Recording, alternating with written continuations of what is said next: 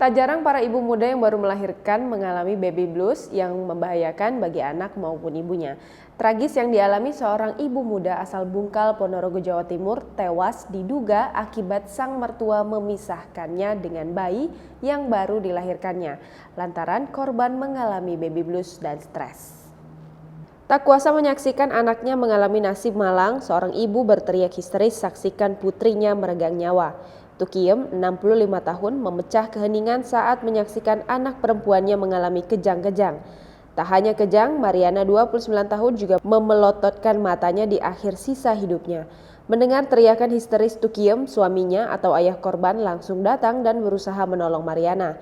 Diberikan minum dari air kelapa, Mariana justru mengalami muntah dengan mulut yang berbusa. Sempat dilarikan ke rumah sakit, namun nyawa Mariana tak dapat terselamatkan. Melansir informasi dari tribunjakarta.com, Kapolsek Bungkal AKP Joko Suseno Joko membenarkan Mariana tewas dalam kondisi mengenaskan.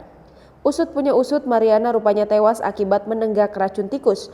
Mariana diduga mengalami baby blues lantaran bayi yang baru dilahirkannya dibawa pergi sang mertua. Akibat kondisi tersebut, sang mertua lantas memisahkan Mariana dengan bayinya.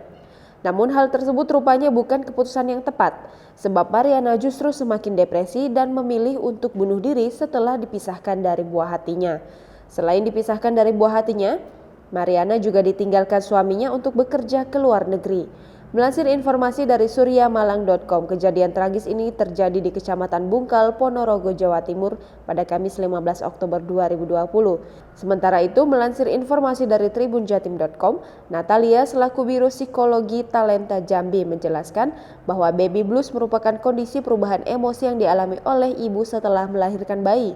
Perubahan psikologis ini biasanya dikarenakan melahirkan adalah proses panjang yang rentan terhadap stres.